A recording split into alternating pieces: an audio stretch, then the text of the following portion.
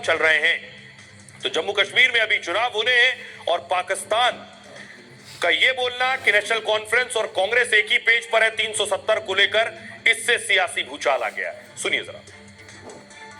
का एक गुपकार अलायंस बना था। उस गुपकार अलायंस का जो एजेंडा था वो कांग्रेस के फंडे से पूरी तरह से मिलता था, वो पाकिस्तान के फंडे से मिलता था। और आज जो ये पूरे के पूरा ये कांग्रेस का और नेशनल कॉन्फ्रेंस का एजेंडा है वो शुद्ध रूप से कहीं ना कहीं जो है अलगाववाद और आतंकवाद को प्रश्रय देता हुआ और उसको जो है वो ऑक्सीजन देता हुआ दिखाई पड़ रहा है। पाकिस्तान, कांग्रेस, नेशनल कॉन्फ्रेंस एक ही लाइन पे, एक ही पेज पे, एक ही लक्ष्य से भारतीय जनता पार्टी के खिलाफ भाषण दे रहे, दिलाने का दावा कर रहे हैं। फारूक अब्दुल्ला की पार्टी ने अपने घोषणा पत्र में भी कहा है कि हमारी सरकार बनी तो आर्टिकल 370 बहाल होगा। कांग्रेस आर्टिकल 370 पर खुलकर कुछ नहीं कह रही, लेकिन वो राज्य में नेशनल कॉन्फ्रेंस के साथ है, मतलब आर्टिकल 370 बहाल करने के पक्ष में है। और पाकिस्तान भी सालों से यही मांग कर रहा है कि आर्टिकल 370 हटने से राज्य में बाकी देश जैसी व्यवस्था है, इससे अलगाववादियों और आतंकियों को नुकसान हो रहा है। और यही बात पाकिस्तान को हजम नहीं हो पा रही। सुनिए जरा, हमने जम्मू कश्मीर के लोगों से बात की, इस पर क्या कह रहे हैं वो। पहले भी हम जाते थे, चलते लाल चौक में, मगर कुछ ऐसे अफसर थे जो करते थे, उनको आज भी हम टारगेट करते हैं, अभी बंदे अच्छे नहीं हैं। असल में जो विकास हुआ है, मैंने जिंदगी में विकास टाउन बारामूला में देखा है पिछले कुछ सालों से। पत्थर मारते थे, मैं भी पत्थर मारता था, पीछे से डिक्टेटरशिप हो रही। कौन कहता था पत्थर मारने के लिए? डिक्टेटरशिप हो रही थी। असल कहता कौन था? हुई पाकिस्तान का पॉलिटिकल उसमें हाथ नहीं था। यहाँ एजेंट मिले हुए थे इस जमात इस्लामिया के साथ। शर्म आनी चाहिए। पहले खून के धब्बे इनके हाथों पे लगे हुए हैं। इनको पहले वहां से जेलों से बंदे निकालने थे, जिनकी आंखें चली गई उनको आंखें लगाने थे। यहाँ कौन करेगा? अब युवा जो है धमाका हुआ, 18 मौतें हुई, 3000 लोग घायल हो गए। दूसरे दिन वॉकी टॉकी और मोबाइल में धमाके हो गए, 20 मौतें हुई, 450 घायल हो गए। तीसरे दिन सोलर सिस्टम में धमाके हुए, 6 लोग घायल हो गए अब तक जो जानकारी मिल रही है। तो लेबनान और इजराइल का नक्शा भी आप देख रहे हैं, कैसे इजराइल ने बैठे बैठे ही लेबनान को हिला दिया है। अब हालत यह है, यकीन मानिए कि लेबनान में हिजबुल्लाह के लड़ाके फोन उठाने से डर रहे हैं। रिंग हो रही है तो फोन नहीं उठा रहे हैं, फोन की बैटरी निकाल कर अलग रख दी है। रिपोर्ट देखिए।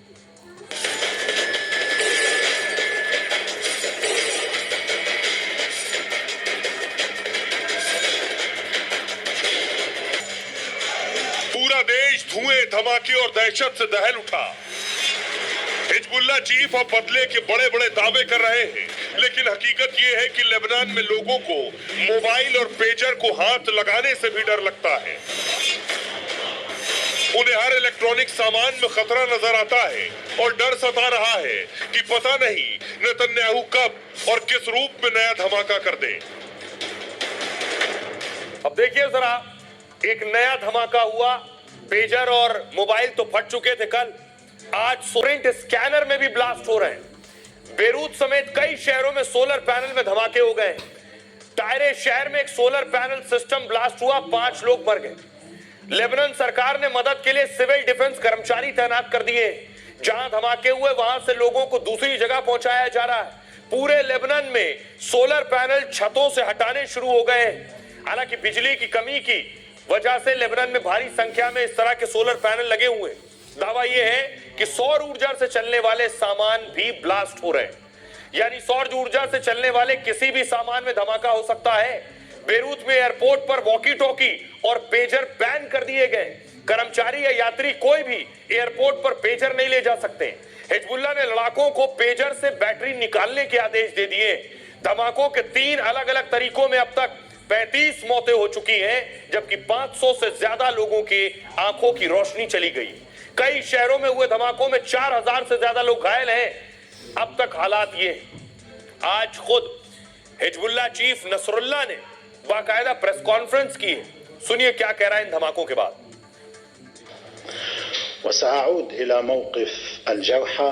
पेजर हमले में इजराइल ने जंग की सारी सीमाएं तोड़ दी हैं। इजराइल ने जानबूझकर इस तरह से हमले कराए हैं। वो हजारों लोगों को एक साथ मौत के घाट उतारना चाहता था। इस हमले में दर्जनों लोग मारे गए और हजारों घायल हुए हैं।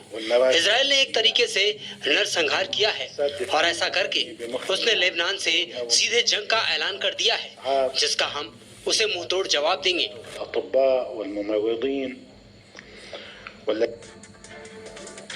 अब आइए आपको बताऊं अगली तैयारी क्या है, कैसे धमाके हुए, कैसे अचानक। कल मैंने आपको बताया गया कि पेजर में 3 ग्राम विस्फोटक लगा दिया गया था। लेबनान में पेजर के साथ ही कई जगहों पर वॉकी टॉकी में भी धमाके हुए। जापानी कंपनी आईकॉम इंक के ये वॉकी टॉकी लेबनान में इस्तेमाल हो रहे थे। हालांकि दावा यह है कि ये 5 महीने पहले ही इन्हें इस्तेमाल के लिए दिए गए थे, लेकिन कंपनी का कहना है कि वॉकी टॉकी के जिस मॉडल में धमाका हुआ उस मॉडल को कंपनी ने 10 साल पहले ही बनाना बंद कर दिया था। हालांकि यह तय नहीं हो पाया कि ब्लास्ट होने वाले वॉकी टॉकी नकली। फिलहाल कंपनी और लेबनान के अधिकारी इसकी जांच कर रहे हैं। आइए अब आपको सुनवाता हूं इजराइल के आर्मी चीफ क्या कुछ कह रहे हैं। हम अभी ऐसा बहुत कुछ कर सकते हैं जो अब तक नहीं किया है। पीछे हटने का सवाल ही नहीं है। हम लेबनान में आगे बढ़ने के लिए तैयार हैं। हिजबुल्लाह को जंग के हर चरण में और ज्यादा कीमत चुकानी पड़ेगी।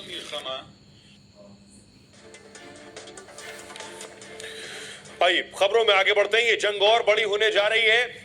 लेबनान को लग रहा है पता नहीं कौन सा इलेक्ट्रॉनिक गैजेट फट जाए। आज की एक और खबर है, बस्ती नहीं जली, सुशासन जल गया। बिहार से जो तस्वीरें आई वो हिला देने वाली हैं। बिहार में देखिए दलितों के 80 घर फूंक डाले गए, दलितों के 80 घर जला दिए गए। दबंगों पर आरोप लग रहा है कि बस्ती जला दी गई, फूंक दी गई।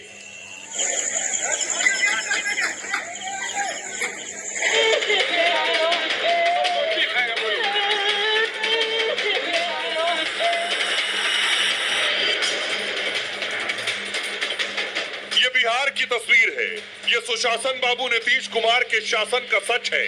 बिहार के नवादा में दबंगों ने एक ही झटके में पूरी बस्ती को जलाकर राख कर दिया। महिलाएं चिल्लाती रही, बच्चे रोते रहे, बुजुर्ग गुहार लगाते रहे, लेकिन किसी पर न कोई फर्क पड़ना था और न पड़ा। दबंगों ने पूरी बस्ती का नामो निशान मिटा दिया। नीतीश के बिहार में दबंगों ने केवल बस्ती नहीं जलाई, उनके शासन का सच आग के हवाले कर दिया। इस घटना ने उनके शासन की पोल खोल दी है।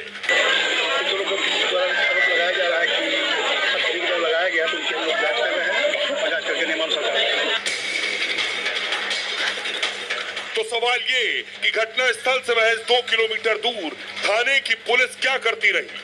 सवाल ये भी कि इस घटना की भनक पुलिस को क्यों नहीं लगी। अगर विवाद पुराना था तो इस पर नजर क्यों नहीं रखी गई। तथ्य से सच से उनका कोई वास्ता नहीं है। और भाई केंद्र मंत्री है, जाए ना मुख्यमंत्री को मेमोरेंडम दिए हैं क्या, मिले हैं क्या, किनकी सरकार है। 15 आदमियों को हमने अरेस्ट किया है। उसमें यादव परिवार के हैं, उसमें मल्लाह यानी जब क्या उसको कहते हैं वो परिवार के हैं और कुछ दुसाध परिवार के हैं। आइए अब आपको बताऊं ये पूरी घटना क्या है, इसमें कौन लोग शामिल थे, किन पर आरोप है। बिहार में दबंगों ने दलितों की पूरी बस्ती जला दी।